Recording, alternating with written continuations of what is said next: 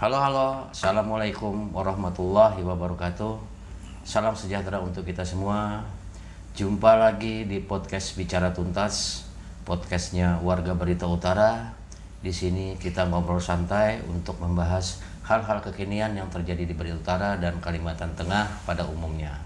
Kali ini kami mengundang dua narasumber yang sebenarnya sudah lama kami layangkan undangan, tapi ternyata waktu yang begitu sibuk. Hari ini baru beliau berdua bisa hadir di ruang ini. Kami perkenalkan yang pertama Haji Gogo Purmanjaya Esos, dan yang kedua Bapak Hendro Nakarelo. Selamat datang Pak Hendro. Terima kasih, selamat datang. Mereka berdua ini adalah calon Bupati Barito Utara periode 2024-2029 yang kita ingin tahu apa-apa program keduanya untuk maju bertarung di Pilkada 2024. Kita kupas isi kepala mereka, apa-apa saja yang program yang menyentuh masyarakat dan keberpihakan kepada masyarakat. Dipersilakan Bung Melki untuk memulai. Oke, terima kasih Haji Denny. Saya juga Assalamualaikum warahmatullahi wabarakatuh untuk Pak Haji Gogo Purmanjaya. Waalaikumsalam. Salam, selamat sejahtera untuk Pak Hendro. Kita berbahagia siang ini karena dua orang yang hadir di podcast ini, dua orang yang sangat terkenal di Barito Utara belakangan ini. Sangat terkenal, artinya ini lagi di atas, terlepas dari sebagai calon bupati dan wakil bupati. Nah, terkait dengan sangat terkenalnya itu, saya ini ada yang meneliti di beberapa kampanye, baik Pak Haji Gogo maupun Pak Hendro, saya menangkap selalu membicarakan tentang pendidikan. Ini menjadi poin penting bagi apa sih sebenarnya konsep pendidikan 16 tahun yang Pak Hendro dan Pak Haji Gogo akan jalankan, artinya program pendidikan gratis 16 tahun ini seperti apa, yang mungkin itu juga sudah tertuang di dalam program yang akan dijalankan, dan selama kampanye itu juga sudah disampaikan kepada masyarakat. Kita semua ingin dengar tentang program pendidikan 16 tahun gratis ini. Jadi mohon maaf, beberapa kali undangan baru hari ini kita bisa meluangkan waktu. Bukan karena apa, tetapi memang kesibukan. Memang kita mengetahui yang perlu ditanyakan berkaitan dengan program. Nah, saya sejak 1 minggu setelah pemilihan legislatif 14 Februari, saya tanggal 20 Februari itu sudah mulai berjalan mengelilingi Barito Utara, dan alhamdulillah sebelum pendaftaran ke KPU tanggal 28 Agustus itu, saya bersama Pak Hendro sudah mengelilingi 93 desa, 10 kelurahan yang ada di Barito Utara. Tentunya aspirasi, masukan-masukan, keluhan masyarakat yang kami tampung, kami terima, sehingga kami adopsi dalam satu visi dan misi, dan kami jabarkan ada 12 program. Di dalam 12 program ini salah satu mungkin yang ditanyakan oleh Bung Melki tadi berkaitan dengan pendidikan gratis 16 tahun. Memang ini sangat membooming, dipertanyakan oleh orang-orang, bahkan ini ada yang mengkanter seolah-olah Omong kosong. Ini omong kosong dan segala macam. Tapi saya berkeyakinan dengan Pak Hendro, karena APBD kita ini kan pada saat ini kurang lebih 3.100 miliar. Dan 3.100 miliar ini kalau kita lihat di Kalimantan Tengah dengan populasi penduduk Barito Utara yang 158.000 ini, kita orang yang terkaya di Kalimantan Tengah. Nah, kekayaan inilah yang mungkin bagaimana kita mempergunakannya sehemat mungkin agar bisa menyentuh kepada masyarakat kita, khususnya di Barito Utara. Nah, kenapa kami bersama Pak Hendro, pasangan Gogo Hello ini membuat program pendidikan 16 tahun itu? karena uang pendidikan kita tuh 20% dari APBD. APBD kita ini kan 3,1 triliun Iya. atau 3.100 miliar. Kalau itu dikali 20%, berarti uang pendidikan kita ada 620 miliar. Nah, sementara kebutuhan dasar kita itu hanya membiayai 9 tahun. SD 6 tahun, SMP 3 tahun. Dengan jumlah murid atau siswa SD itu berapa, siswa SMP berapa, guru-gurunya berapa, gedung sekolah dan rumah gurunya, insya Allah kalau kita kelola uang yang 620 miliar tuh masih banyak lebihnya. Nah, dengan kelebihan inilah nanti kita akan naik setingkat, mungkin kita membantu SLTA. Karena kita tahu SLTA selama ini kan memang ditanggung oleh pemerintah provinsi. Tetapi dalam perjalanannya masih ada pungutan. Nah, ketika anak kita masuk SLTA, ya memang gratis. Tapi ketika ingin masuk sekolah, ada yang merupakan kewajiban yang dibayar. Umpamanya Gabus buku, seragam, dan lain-lain, itu cukup besar. Nah, inilah yang ditambah lagi dengan dana pendidikan kita yang lebih tadi, kita kembalikan ke pendidikan. Apakah nanti bentuknya subsidi per siswa atau seperti apa, yang jelas dana pendidikan kita Kabupaten Utara yang ada kelebihan tadi membantu meringankan beban siswa maupun orang tua siswa yang membayar di SLTA tadi. Itu termasuk Pak Haji yang sama yang MTSN yang di bawah Depak itu, termasuk uang segala macam, termasuk yang kita bantu juga kan? Termasuk, nanti kita jelaskan. Nah, jadi sehingga untuk SLTA tidak ada lagi pungutan, dibebankan kepada pemerintah dengan cara apapun tadi, sumbangan atau subsidi ke siswa. Begitu juga dengan MTS yang setingkat senawiyah, SD, madrasah dan lain-lain, gitu, MIN. Nah, ini tetap kita bantu, dengan dana pendidikan tadi, karena mereka adalah anak-anak Barito Utara. Nah, jadi APBD kita ini kan APBD uang rakyat Barito Utara. Nah, jadi mereka juga punya hak di dalam menerima uang pendidikan tadi. Nah, tetapi kita tetap menghitung, ini sudah mengklirkan 12 tahun. Nah, ada sisa masih. Kenapa saya katakan ada sisa? Karena ini ada uang 620 miliar Pak Melki. Nah, untuk perguruan tinggi yang ada di Barito Utara ini kan ada 3 perguruan tinggi. Ada STAIS, Politeknik, dengan STI. Nah, ini pun akan kita subsidikan, khususnya masyarakat Barito Utara yang berKTP Barito Utara untuk SPP-nya.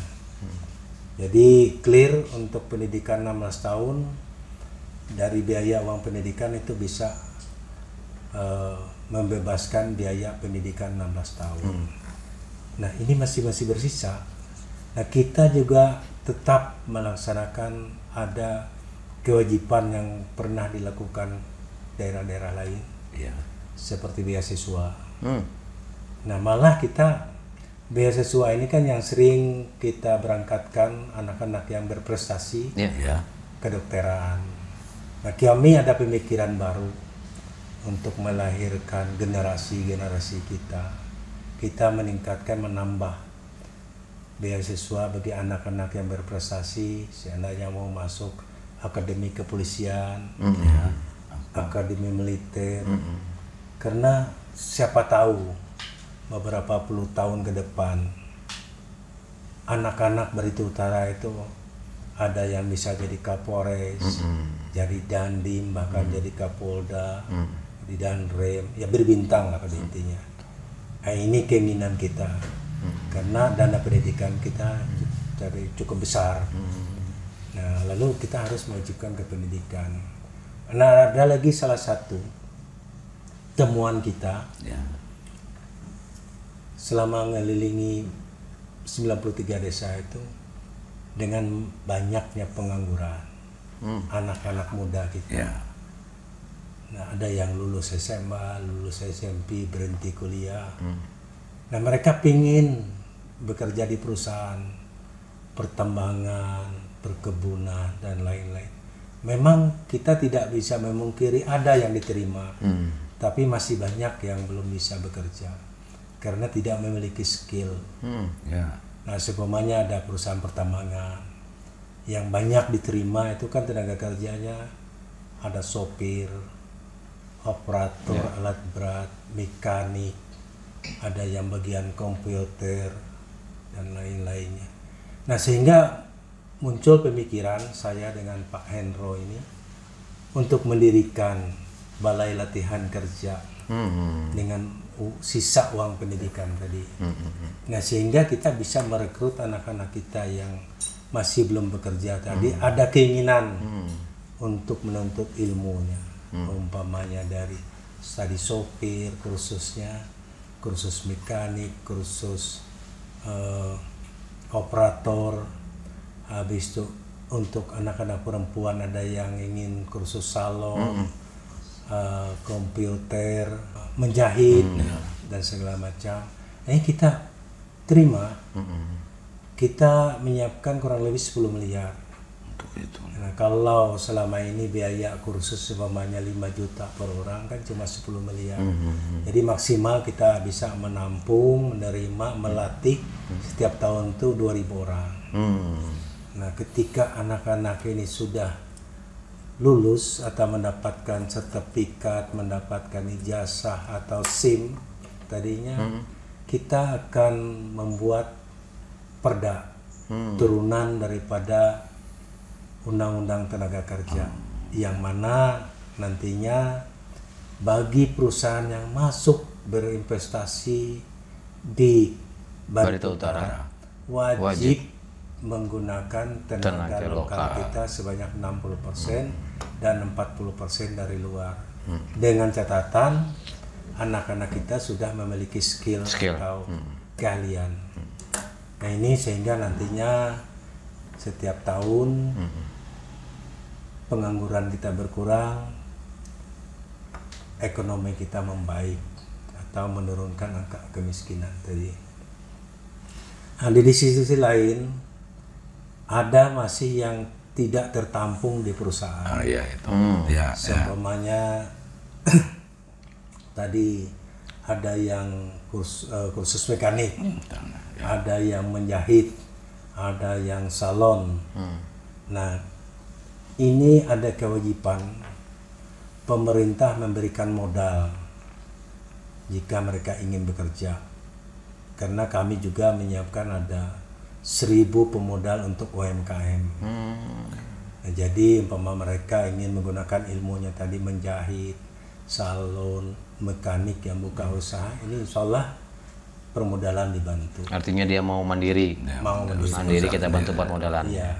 Jadi kita ada menyiapkan nanti 1.000 pemodal untuk UMKM, termasuk pedagang yang mereka gerobak, bak-bak yang di pasar sayur, dan warung-warung TS.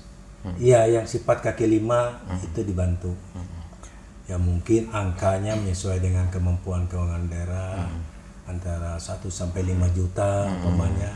Dan itu sangat besar manfaatnya.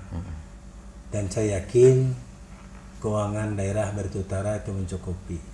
Karena kalau kita bantu, anggap saja 1.000 dulu kali 5 juta kan cuma 5 miliar. Ya, ini sangat terbantu bagi UMKM kita yang ada di Barito Utara. Nah, ini khususnya untuk pendidikan, itu ada kesiran sedikit untuk ke UMKM. Pak Haji, kita tarik ke awal lagi. Ini mau tahu nih, atau pemirsa di luar juga mau tahu, hitung-hitungannya bagaimana untuk sekolah gratis itu. Di sini tadi kan ada 3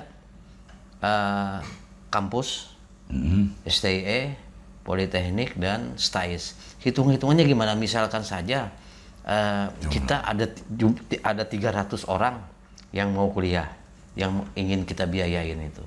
Kalau kita tarik ini, 1 semester itu Antara kemarin 2,5 sampai 3 juta, 3 juta. Jadi gimana kalau kita ngambil ini ya, bantuan dari pemerintah itu? Uang pendidikan kita itu kan lumayan besar dan lebih untuk kebutuhan dasar. Nah, jadi kita kembalikan ke pendidikan. Nah, kita umpamanya perguruan tinggi yang ada di Moratewe ini kan ada 3. Nah, mahasiswanya kan kurang lebih 700 itu sudah banyak. nggak nyampe. Tapi saya yakin nanti makin banyak, makin banyak karena kita akan menambah jurusan, kejuruannya ada mungkin ada pertanian, ada perkebunan, peternakan, perikanan dan lain-lain, sehingga untuk target kita ke depan kan universitas. Nah, untuk pembiayaan tadi, kalau saja 700 mahasiswa yang berkuliah di Moratewe, tentunya kan asli orang Moratewe. Nah, dikalikan 1 semester kan anggap saja 2.500.000. Nah, dalam 1 tahun itu kan cuma 2 semester, berarti 5 juta.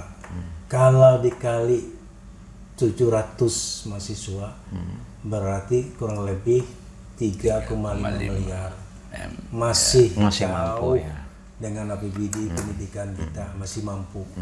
Nah, inilah pemikiran saya dengan Pak Hendro berkaitan dengan pendidikan 16 tahun. Jadi masyarakat jangan ragu, ini dananya ada. Dana pendidikan wajib kita kembalikan ke pendidikan, karena kebutuhan dasar kita SD dan SMP tadi sudah terpenuhi. Itu sudah untuk SD itu rencana kita setiap tahun tuh ada pemberian tas, buku, baju seragam, sepatu bagi yang tidak mampu. Karena kita ingin dana pendidikan ini dinikmati oleh anak-anak kita. Nah, terus kalau bagi yang kuliah di sini, mereka tidak mampu untuk biaya hidup atau tempat tinggal, itu bagaimana? Nah, ini juga ada pemikiran kita, dan ini harus kita wajib menyiapkan.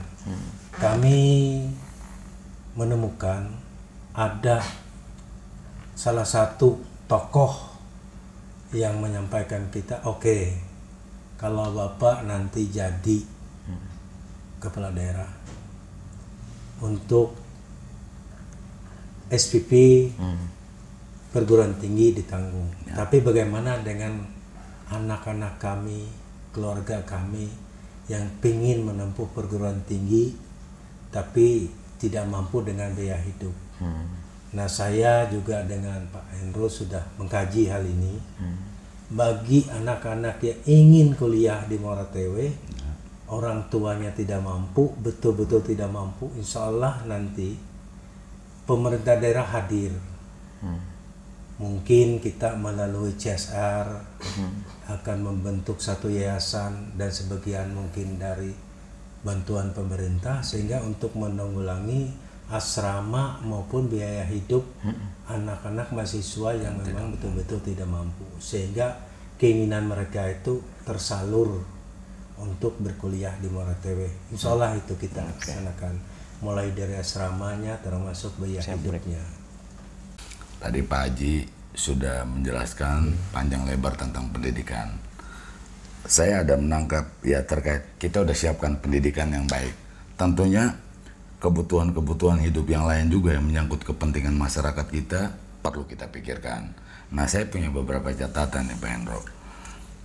Masyarakat umum atau kita ingin tahu saat Pak Hendro nanti dan Pak Haji jadi pimpinan daerah kita, bagaimana memperhatikan nih, ini saya anggap kelompok-kelompok yang selama ini dia jumlahnya relatif sedikit, tapi perhatian sebenarnya kita sangat perlukan. Di sini saya ingin tanyakan ke Pak Hendro, bagaimana itu kita menyediakan bantuan untuk para penyandang cacat atau disabilitas, terus untuk kaum-kaum lanjut usia, yang ada di daerah kita ini, serta Termasuk berkebutuhan khusus. ya termasuk berkebutuhan khusus, serta satu juga yang sering masyarakat sering sekali sampaikan, Pak Haji mungkin dari pertama jadi anggota DPRD soal air bersih di daerah kita.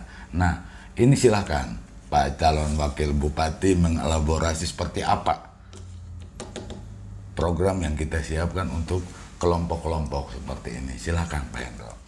Kaum ini juga merupakan masyarakat Barito Utara. Saya mulai dari disabilitas. Iya. Bahwa disabilitas ini tidak ada satu keluarga pun yang menginginkan anggota keluarga disabilitas. Baik cacat karena bawaan lahir atau cacat karena pekerjaan perjalanan hidup. Nah mungkin mereka ini ada yang sudah dewasa, ada yang anak-anak yang sama sekali tidak bisa beraktivitas fisik. Dengan demikian tentu dia menjadi beban keluarga sepanjang usianya mungkin seperti itu. Nah tidak salah kalau pemerintah itu memberikan bantuan santunan tetap tiap bulan kepada keluarga ini sebagai bentuk kehadiran pemerintah untuk meringankan beban mereka, baik cacat fisik atau mental, termasuk yang berkebutuhan khusus. Nah mungkin ada sedikit penilaian untuk yang berkebutuhan khusus yang mungkin masih bisa melakukan aktivitasnya. Nah ini nanti kan di dalam kriterianya itu dibuat oleh pemerintah setelah Koko Helo menangkan pertarungan pilkada ini. Nah kemudian untuk kaum lansia ini kita tahu bahwa biasanya kaum lansia ini kan ya orang-orang tua yang mungkin hanya di rumah saja, jaga cucu, terus ngurus rumah sendiri dan sering kesepian ya. Mudah-mudahan nanti mereka ini bisa ada semacam kelompok, bisa seperti pemeriksaan kesehatan berkala tiap bulan. Nah di situ mereka bisa bertemu, bisa sharing pengalaman masa muda, bisa bernostalgia lah mereka itu kan saling cerita. Jadi bisa melupakan masa tuanya. Kita berikan kegembiraan. Nah kalau mereka punya kelompok, punya grup, nantinya kita bisa bantu dari pemerintah memberikan mendanai kegiatan mereka. Itu mungkin untuk air bersih kita tahu bahwa PDAM kita ini mungkin masih banyak hal-hal yang perlu dibenahi. Banyak daerah dalam perkotaan yang belum teralirkan itu untuk PDAM karena sistem gravitasi yang kita pakai ini tidak bisa menjangkau perluasan kota. Nah kemungkinan juga kualitas air bersihnya itu agak bermasalah. Semakin menurun. Masalah di pengolahan. Nah karena PDAM ini adalah badan usaha milik daerah, kita nanti bisa kita bicarakan ya pihak manajemennya dengan PU sekaligus ya. Karena tanggung jawab pemerintah juga harus bisa menjamin memberikan air bersih kepada masyarakat, termasuk juga di desa-desa yang mungkin perasaan air bersihnya belum ada. Mari kita sama-sama, kalau membangunnya mudah mungkin tapi menjalankan lebih susah dan memeliharanya itu nanti kita tuntaskan dulu selama 5 tahun Pak Haji Gowo dan saya menjadi pemimpin daerah ini. Jadi selain pendidikan gratis tuh ada juga program unggulan Pak Haji yang masalah untuk kesehatan gratis. Itu penjabarannya bagaimana? Karena saat ini kan juga ada BPJS gratis itu kan yang dari pemerintah pusat. UHC atau apa itu namanya. Meskipun itu segala biayanya ditanggung oleh pemerintah daerah kan. Coba Pak Haji jelaskan masalah kesehatan gratis ini bagaimana? Kesehatan gratis itu kan sudah lama. Tapi praktek kenyataannya itu kan masih ada keluhan. Karena kami sering ditelepon, Pak, bagaimana kami ini mau berobat ke rumah sakit, ternyata ini tidak aktif BPJS atau BPJS-nya tertunda, ada yang tidak aktif. Nah ini kan memang awalnya ada yang memang ditanggulangi oleh pemerintah. Karena kita ini kan ada kelas 1, kelas 2, kelas 3. Nah lalu kelas 3 ini kan rencana dihapus, lalu diganti dengan OHC. Nah kalau OHC ini kan gratis. Nah jadi kita nantinya BPJS gratis ini kan gratis programnya tapi dibayar oleh pemerintah daerah. Nah berarti kita itu harus menyiapkan dana secukupnya untuk biaya menggratiskan kesehatan se-Barito Utara. Di luar PNS dan tenaga kerja perusahaan. Nah Masyarakat pun kalau mau gratis semua, yang penting mereka bisa masuk Waci, tidak ada masalah. Nah berarti tinggal keberanian kita, kesanggupan kita sebagai kepala daerah untuk menyiapkan dana.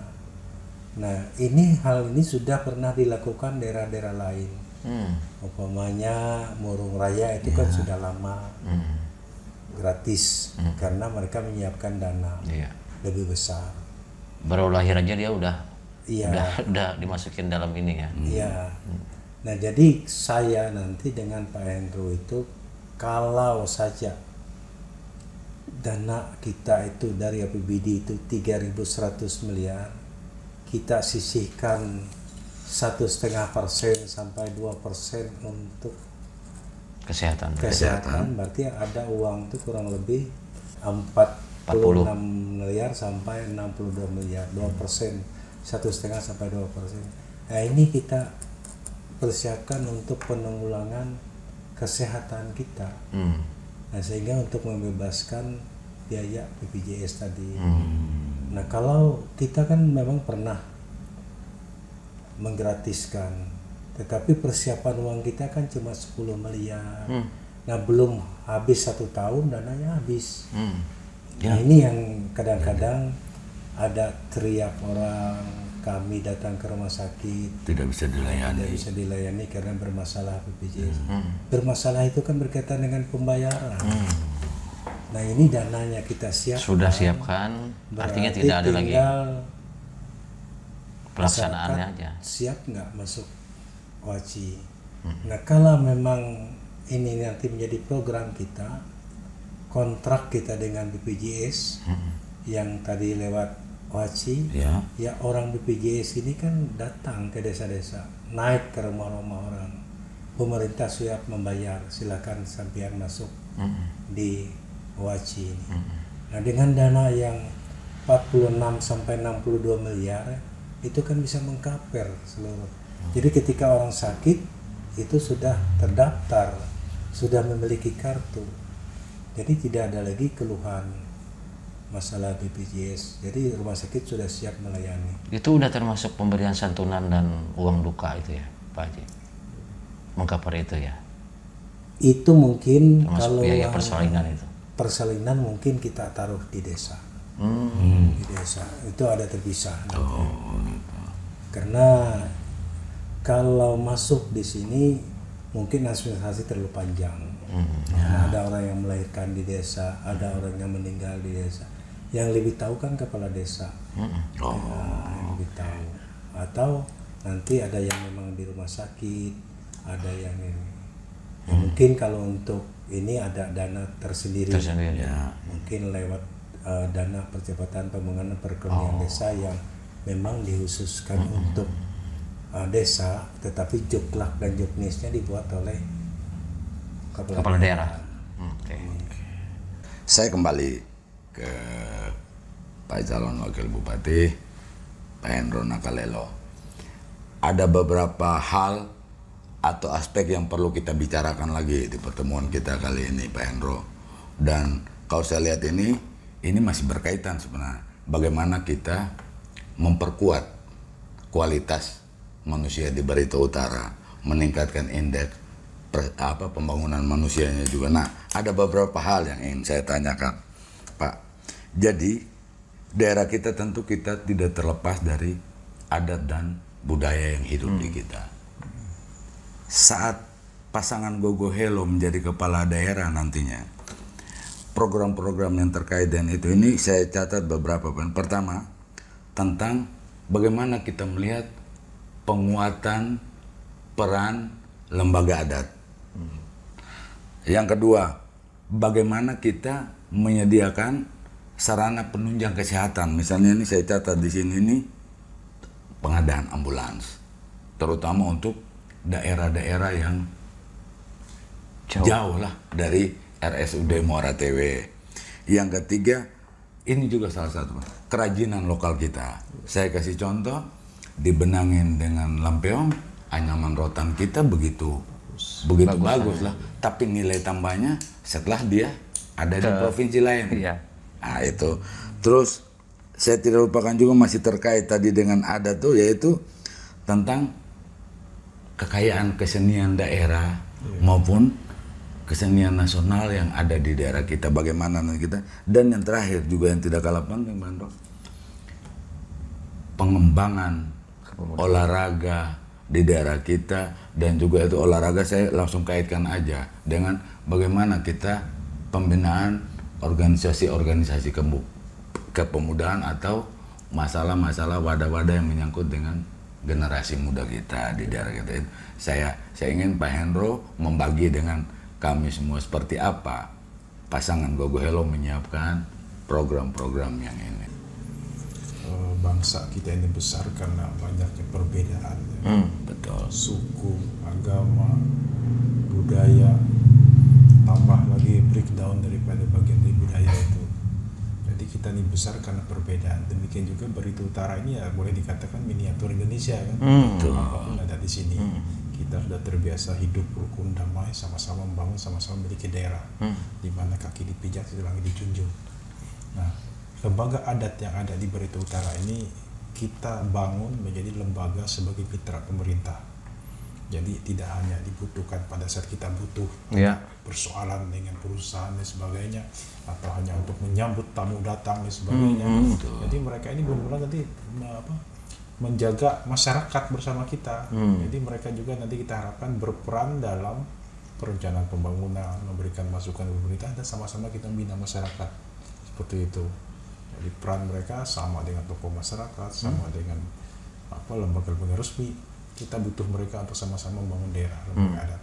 Dan perda adat kita kan belum selesai ya. Benar. Mudah-mudahan dalam 1 tahun kepemimpinan Pak Haji Gogo dan saya nanti perda adat bisa selesai. Demikian termasuk juga hal-hal pendanaan untuk mereka legal. Mungkin itu untuk adat. Yang berikutnya masalah ketersediaan ya salah satu contohnya ambulans ini. Jadi juga permintaan itu banyak ya.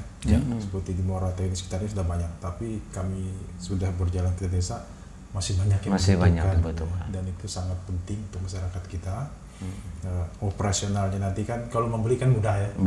Tapi memelihara dan menjalankannya susah. Biaya ini operasional nanti terkait dengan dana percepatan pembangunan desa tadi. Jadi masyarakat desa tidak perlu lagi, wah ini dari mana nanti beli minyak supir. Itu sudah masuk di dana percepatan desa yang 1-2 miliar tadi. Kita sisihkan 5-10% ya Pak Haji ya. Itu termasuk untuk meningkatkan pendapatan damang, matil adat, guru mengaji, marbot, guru ibadah, guru-guru sekolah swasta yang mungkin selama ini hanya menerima 100-200 ribu, nanti kita bantu dari sana juga.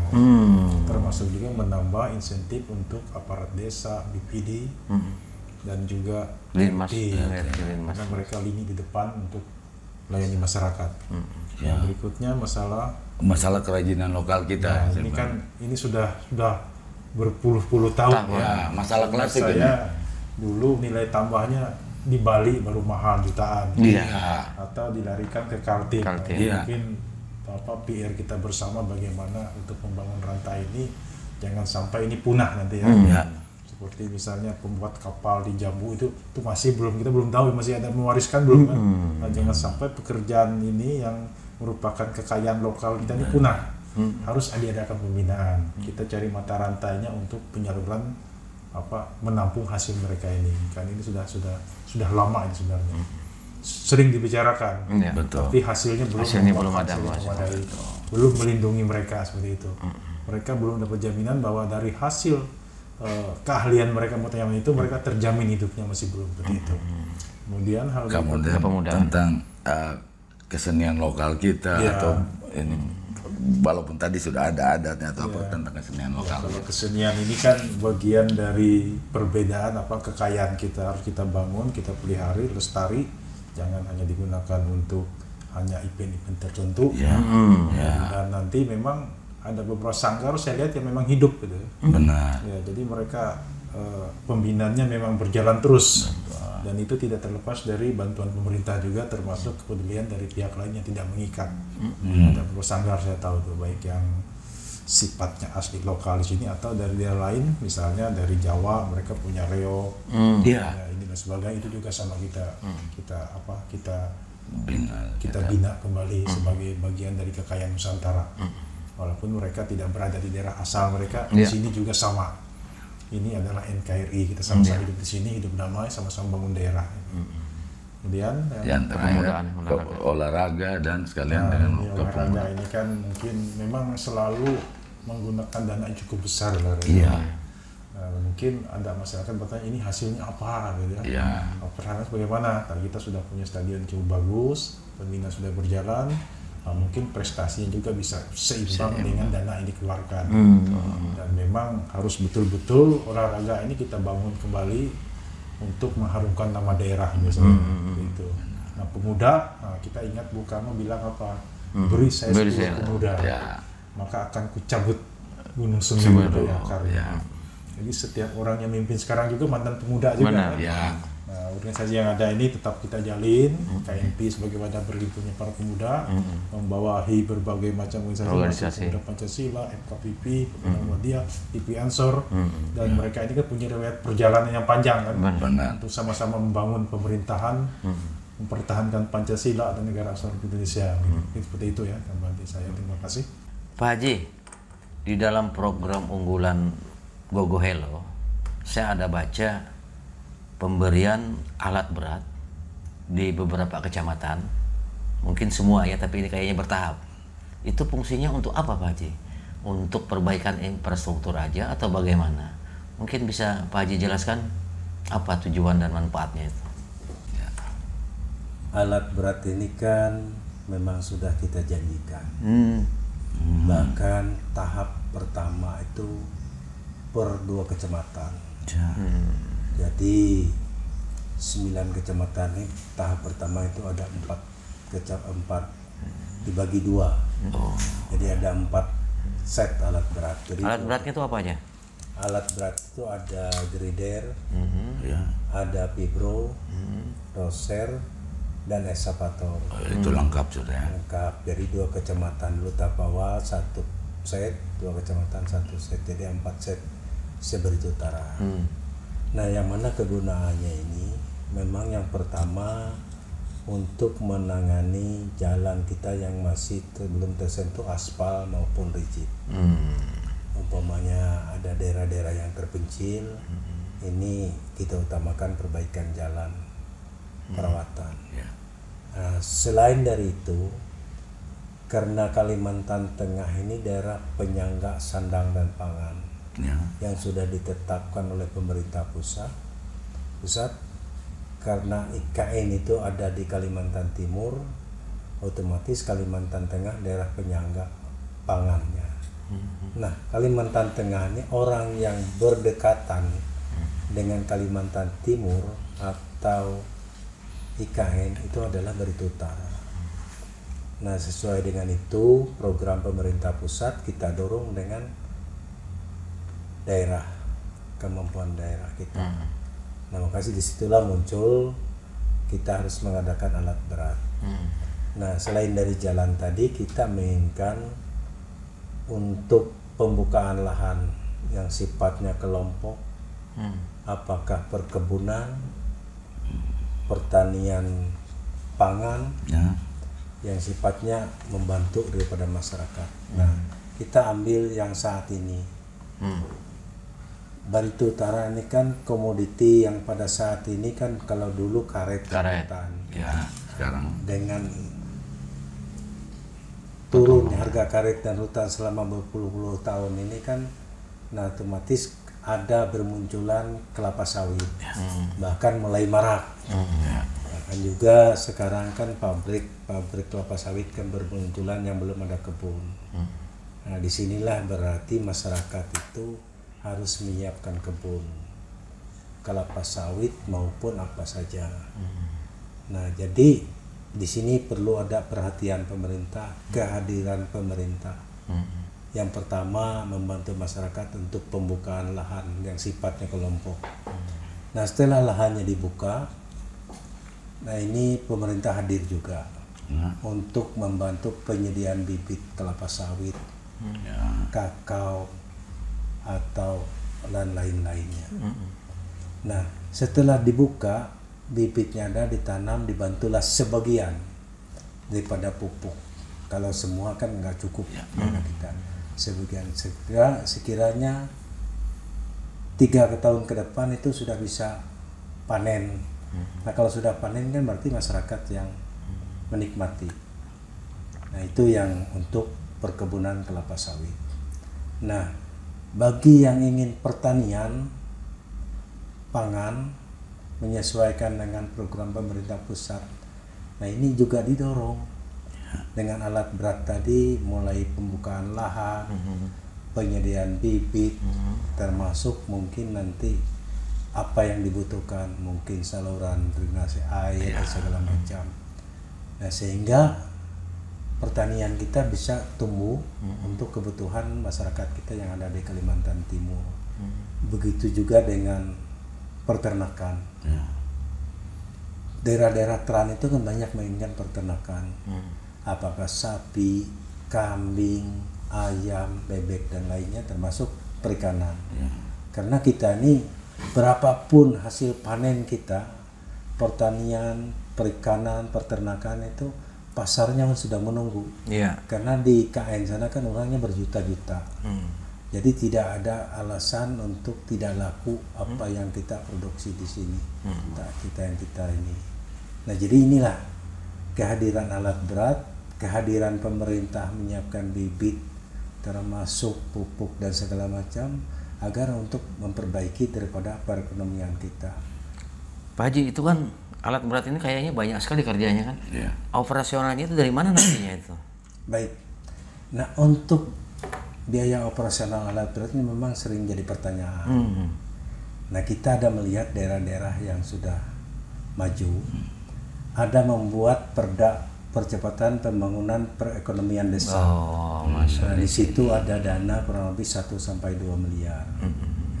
Nah, itu sebagian besar untuk menanggulangi biaya operasional alat berat tadi.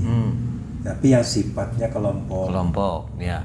Nah, kita sisihkan 5 sampai 10%, mungkin sampai 15% nantinya untuk menanggulangi insentif yang pernah dibayar pemerintah pada saat-saat penguasa yang terdahulu, aturan lama. Ini kan sekarang hilang, umpamanya mentir adat, penghulu, penjaga rumah ibadah, guru-guru agama, guru mengaji. Nah ini yang kita kembalikan, kita sesuaikan dengan kemampuan keuangan daerah. Yang penting mereka ada penghasilan. Seperti guru mengaji, guru agama apa, jaga rumah ibadah, mantir adat, penghulu itu harus ada penghasilan. Karena selama ini mereka belum ada penghasilan. Ini yang harus peraturan percepatan pembangunan perekonomian desa itu, karena dia uang daerah, peraturan daerah, tentunya juklak juknisnya dibuat oleh daerah itu sendiri, sesuai dengan peruntukan kegunaannya. Termasuk kita titipkan dana yang umpamanya bantuan orang meninggal, orang melahirkan.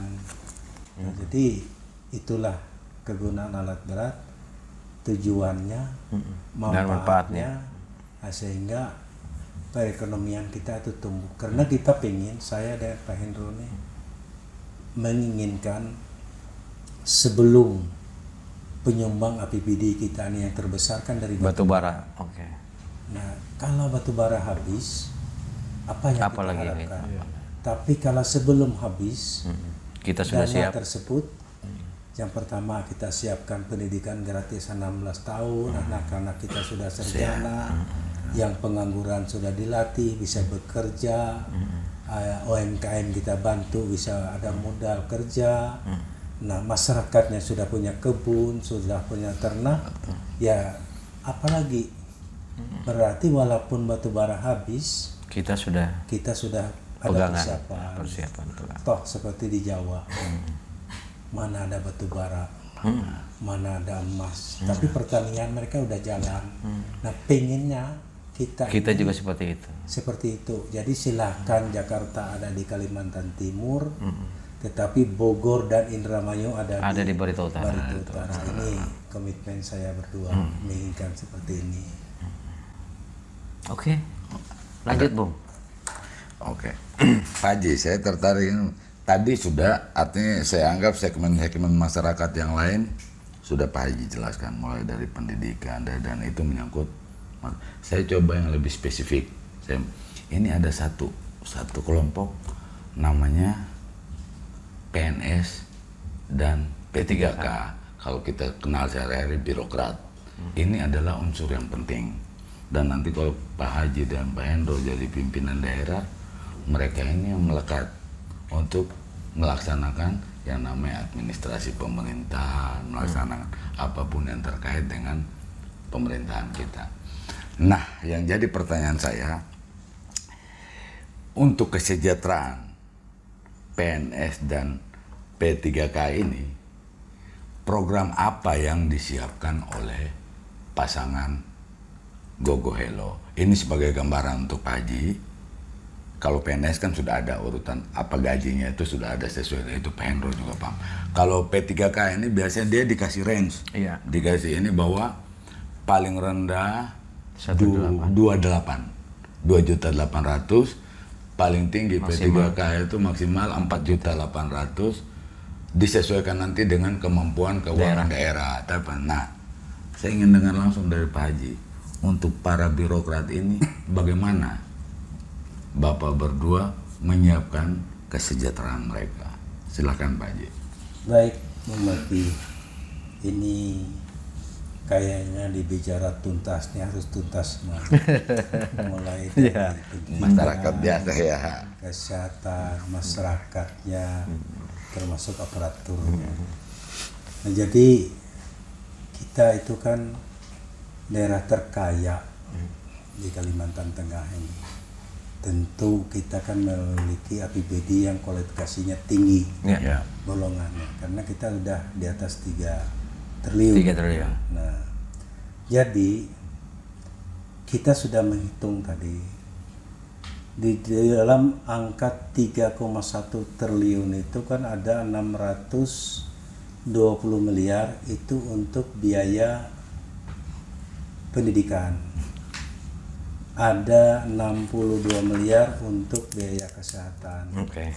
Baru terpakai kurang lebih 682 miliar. Nah, jadi kalau menurut informasi Barito Utara ini kan gaji tunjangan pegawai itu kan kurang lebih 400 miliar. Kalau 400 miliar ini kita tingkatkan menjadi 500 miliar. Berarti gaji pegawai maupun 3K tadi ada kurang lebih kenaikan 25%. Nah, 25% kalau gaji pegawai itu 4 juta berarti naik menjadi 5 juta. Nah, jadi keumpama jadi 6 juta naik menjadi 7.500.000. Karena naiknya 25% anggaran yang sudah kita siapkan. Nah, ini untuk menyesuaikan golongan. Nah, karena apalagi nanti kita mungkin menyamakan dengan daerah-daerah kabupaten tetangga kita, kayaknya lebih besar dari kita. Sementara PBD kita di bawah mereka, di atas mereka. Mereka di bawah kita. Nah, berarti kita harus bisa menyesuaikan lebih tinggi daripada mereka. Nah, kalau untuk P3K, kita kan sudah meningkatkan 25% dari 400 ke 500 tadi.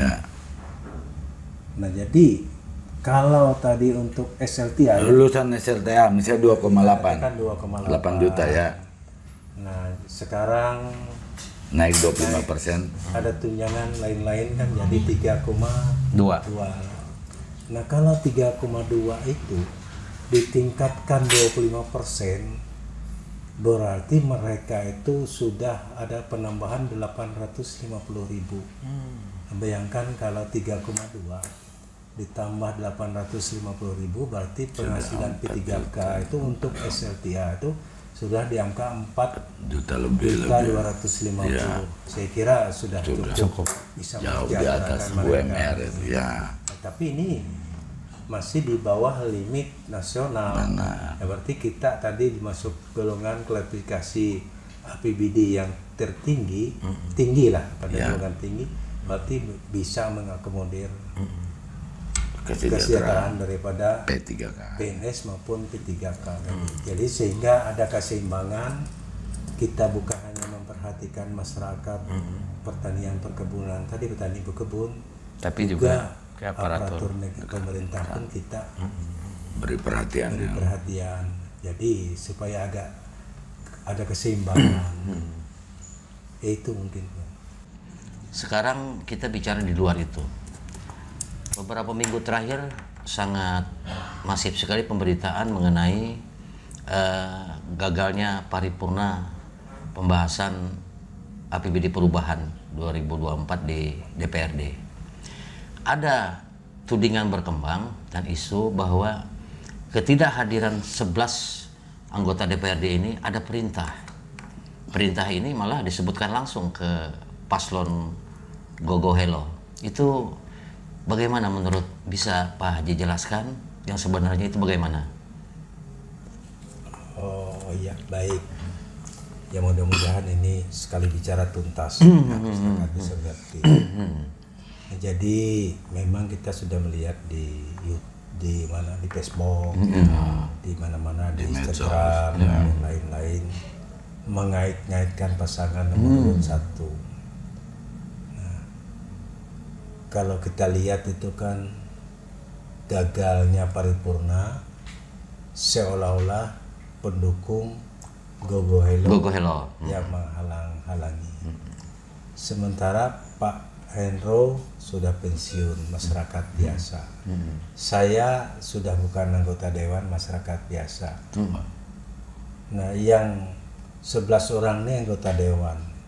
Anggota dewan ini dari masing-masing fraksi, dari masing-masing partai. Fraksi itu kan utusan partai. Nah, di situ ada partai PKS, fraksi dari Partai Gabungan, dari PKS, dari Hanura, P3, Amanat Nasional, dan ada beberapa juga dari PKB. Apa boleh saya itu mengintervensi mereka? partai lainnya. Terlalu jauh pemikiran, sama sekali tidak ada. Dan saya kira nggak mungkin, mereka pun nggak bisa mengikuti keinginan kita. Seandainya kita itu mengintervensi, apalagi yang diintervensi anggota dewan. Nah, jadi sama sekali tidak ada kaitan, tidak ada hubungan. Ya kalau yang lain itu menggoreng melibatkan paslon itu ya mungkin ya seperti apalah mungkin pemikiran mereka. Tapi kalau saya secara pribadi itu tidak pernah, apalagi Pak Hendro. Nah, sementara tadi kan saya sudah pernah memaparkan. Nah, saya sudah berupaya mensejahterakan, mengelola APBD untuk pendidikan, kesehatan, pertanian untuk masyarakat. Disinggung lagi, dipertanyakan untuk aparatur. Saya berupaya mensejahterakan mulai dari masyarakatnya sampai aparatur pemerintah, di mana di situ ada ASN yang terdiri guru-guru sampai P3K. Malah saya meningkatkan penghasilan mereka supaya ada pemerataan, keseimbangan, menikmati uang APBD yang bersumber dari sumber daya alam kita.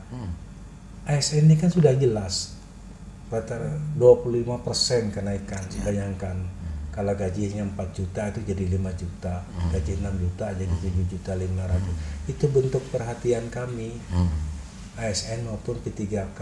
P3K dari 3,2 naik jadi 4.250.000. Belum lagi kalau dia sarjana malah lebih. Itu bentuk perhatian. Jadi jauh sekali pemikiran kalau kami ini memerintahkan, menghambat, dan hubungannya tidak ada.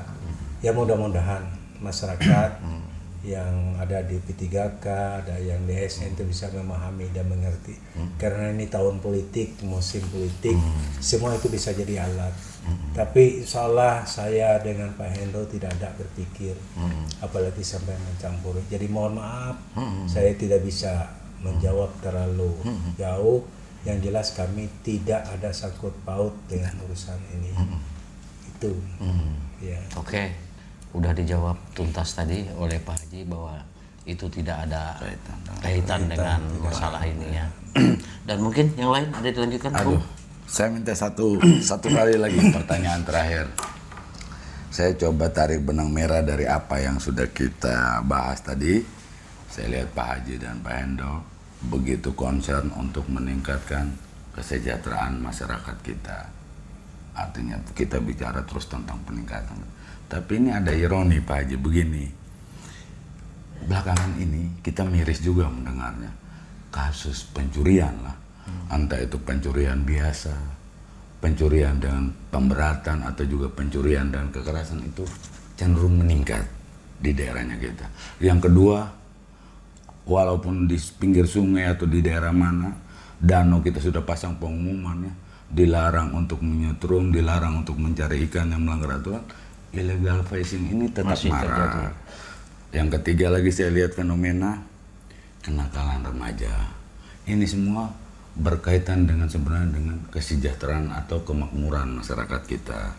Nah, saya kepengen di kesempatan terakhir ini Pak Haji dan juga Pak Hendro nanti bisa menambahkan bagaimana Cara calon Gogo Hello menyikapi fenomena yang terjadi belakangan, karena ini langsung terkait dengan kehidupan masyarakat kita, dengan tingkat kesejahteraan masyarakat kita.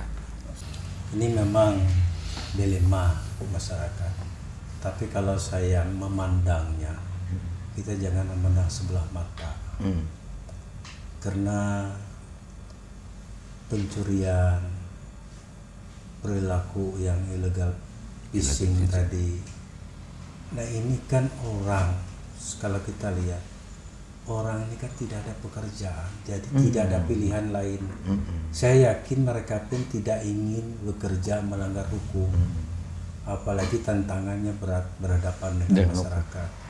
Orang mencuri itu kan kalau ketahuan bisa terjadi pembunuhan, pemukulan, begitu juga dengan illegal fishing. Saya yakin itu bukan kehendak mereka, bukan pilihan mereka, tetapi tidak ada pekerjaan.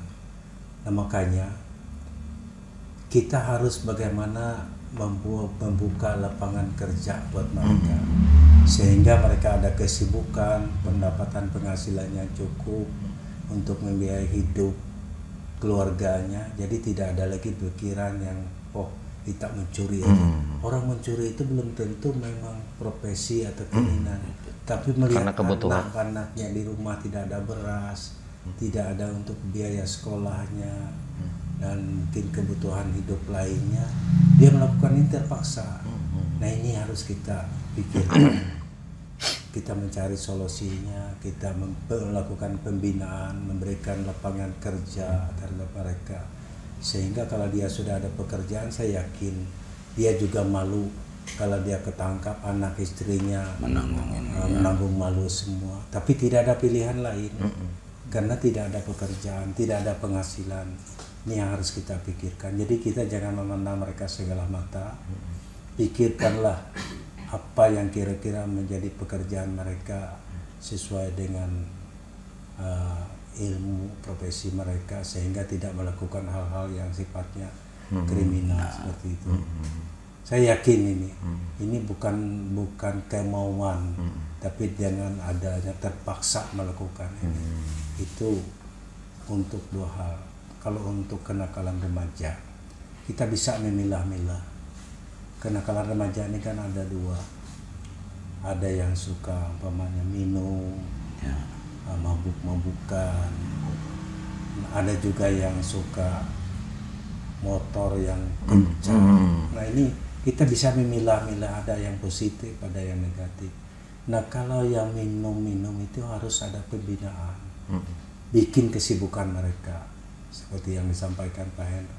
Olahraganya apa yang disenangi mereka, pekerjaannya apa, salurlah mereka berkat yang positif, sehingga bisa meninggalkan hal-hal umpamanya narkoba, minuman keras dan segala macam. Jadi itu perlu ada pengawasan. Kita bekerja sama dengan aparat hukum untuk melakukan pembinaan, sehingga mengurangi akhirnya tidak ada dengan kesibukan mereka. Ini kan di usia-usia yang masih labil, perlu ada pembenahan, pengawasan. Nah, kalau hal-hal anak-anak yang ngembut-ngembutan itu kalau masih dianggap positif, kita bikin tempat buat mereka, wadah di mana yang ngembut, tapi dengan pengawasan dibatasi. Kita hubungi orang tua. Kadang-kadang ini kan oleh karena dia ada merasa memiliki hal yang lebih, ya mungkin hiburan mereka, tapi berilah tempat yang tidak mengganggu, salurlah mereka dengan hal-hal yang positif. Jadi karena ini kan tidak mempengaruhi juga, yang penting jangan di jalan. Jadi kita berikan tempat, ruang untuk mereka, kita awasi. Nah ini juga memacu semangat mereka dalam berusaha nanti. Jadi hal yang positif, hal yang negatif itu ada. Jadi saya kira inilah kita coba dengan melalui pendidikan karakter, akhlak, adanya mungkin kita sering mendatangkan dakwah dengan ajaran maupun memberikan kesadaran, bahkan kita melakukan pembinaan apa yang memang kira-kira yang baik buat mereka.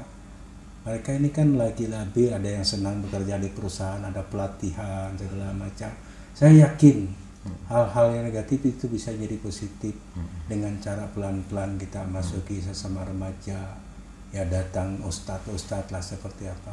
Jadi pelan-pelan lah kita hal ini, karena ini tidak semua daerah, ada daerah-daerah terlalu enak mencari uang bisa terjadi, ngebut-ngebutan, tapi hal-hal ini bisa diatur lah saya kira. Berikan ruang tempat. Mungkin Pak Hendro juga lebih berpengalaman kali ini. Pak Hendro bisa menambahkan, Pak Hendro? Iya, sependapat dengan tadi, mohon izin, memang kalau kita punya konsep pembangunan yang menuju kesejahteraan itu, tentu outputnya nanti masyarakatnya sejahtera. Nah kalau masyarakat sejahtera, tentu perhatian kepada anak muda, generasi muda lebih banyak. Karena saya lihat Pak Haji ya, anak-anak muda yang mungkin molek, lempok dan sebagainya, itu kan dari keluarga yang sepertinya kurang mendapat perhatian karena orang tuanya bekerja keras. Nah kalau nanti kita membangun bersama, sebagaimana kita bangun pertanian nantinya, tentu kesejahteraan mereka meningkat. Nah jadi generasi anak dalam keluarga itu akan terperhatikan. Karena kadang-kadang saya dengar itu dari mereka ini, orang tuanya itu seharian bekerja, anaknya nggak masuk sekolah, ke terminal, ke bandara, di waterfront. Nah itu kan kadang-kadang kita bisa lihat bekas-bekas mereka yang kumpul-kumpul ya. Nah, jadi itu salah satu tentang kita nanti. Dan juga masalah pencurian ya, dan pencurian ini kan tidak pernah ada orang yang lahir mau jadi pencuri, mau jadi bandit, mau jadi pembunuh, itu tidak ada. Tapi itulah perjalanan hidup karena kondisi ekonomi yang berat dari masyarakat kita. Dan begitu dia menjadi pencuri, dia akan seumur hidup menjadi pencuri. Masyarakat seperti tidak pernah memaafkannya. Nah inilah kita berikan ruang pada mereka yang mungkin bisa bertobat lah. Kita beri ruang pekerjaan, saya kira mereka bisa jadi orang baik. Walau anaknya tidak mungkin lah nanti saya mencuri, anak saya juga bisa mencuri juga, tidak mungkin kan. Tidak mungkin seorang bandit itu menginginkan keturunan menjadi bandit juga ya. Mungkin seperti itulah kita bersama-sama dengan aparat keamanan, sependapat semua berikan bahagia tadi, kita ini kerja berat semua ya. Tidak hanya memikirkan infrastruktur itu, tapi juga sisi-sisi kemanusiaan, sisi sosial kita perhatikan berimbang.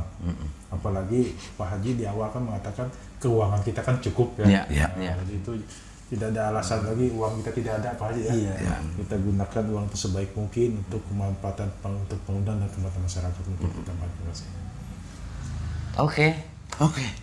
Beres. Udah panjang lebar kita ngobrol-ngobrol di podcast Bicara Tuntas. Apa saja yang menjadi program unggulan Gogo Hello, dan itu nanti akan ditagih semuanya oleh masyarakat. Siapkah Anda begitu jika Anda terpilih untuk menuntaskan semua program-program unggulan? Kita cukupkan sampai di sini dulu podcast kita. Kita akan ketemu di podcast yang lainnya dengan narasumber hebat, termasuk kami akan mengundang paslon yang lainnya. Terima kasih. Assalamualaikum warahmatullahi wabarakatuh. Waalaikumsalam.